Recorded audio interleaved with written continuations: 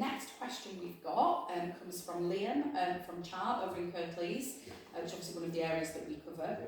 And he's asked, co-production can sometimes be an abstract and ill-defined concept, and if it's not clearly defined, then there is always a risk that the potential benefits are diluted and its potential to transform and improve a service is reduced. With that in mind, in practical terms, what does Simon on the Street's co-production look like? Yeah, I know Liam very well. I used to work with him at Chart Kirklees. I really expected a question like this from Liam, actually. He does tell the truth there, though, doesn't he? You know, we're doing this for this very reason today. We're doing the takeover day for this very reason. So, yeah, I think in some respects it has to be an abstract and ill-defined concept. Otherwise, you can fix people to doing certain things if it's too defined. So there has to be a little bit of leeway, because in my experience, I found that you could do the same project twice with the same set of people and it will look different both times. So the more you fix somebody to a process or a policy, the more they will follow that as guidance. Co-production can't be guided in that way. It has to be guided by, generally by the service users. It has to be guided by them. You know, it has to start an idea from them, whether it's an idea about something that needs changing, whether it's an idea coming from feedback or, you know, a compliment or a complaint. It has to start there and flourish outwards. With a policy to guide it, you stop that flourishing, and what you say is actually this is just day-to-day service delivery, not co-production, which is abstract.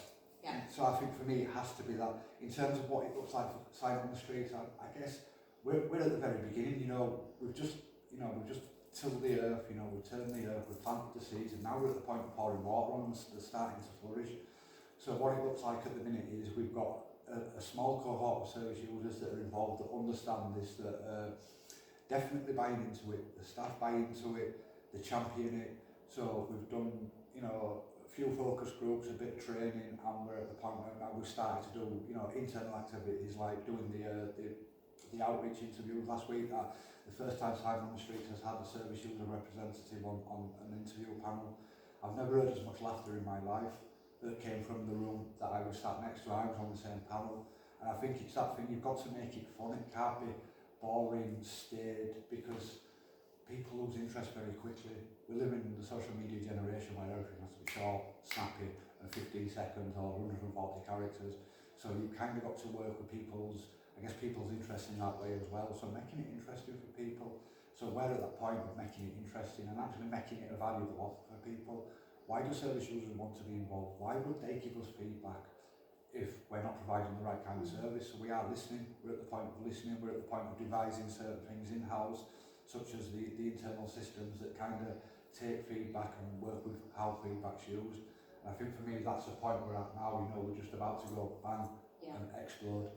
And I think for me, you know, when we first had a conversation about co-production, which seems like a long time ago now, you know, we sort of started off on this journey together with some very sort of short-term goals, but with that proviso that things may change depending on what comes back from our clients, depending on what comes back from the staff and other external partners. So it's been a real journey, and it has been quite organic, which has been really nice, because it has to be, because it's got to be led by the clients that we're working with. And I think, you know, for me, and I say this all the time and talked about at the beginning, I never wanted it to be a tick box. I never wanted it to be, check, we've done co-production. I wanted it to be really real. I wanted it to be meaningful. You know, you spent a lot of time at the beginning training the staff, getting them to understand it, and they've really bought into it, which has just been amazing to see. And I also was in the next room when the one day of the outreach worker interviews, and I spoke to a couple of our service user representatives who were on the panel that day,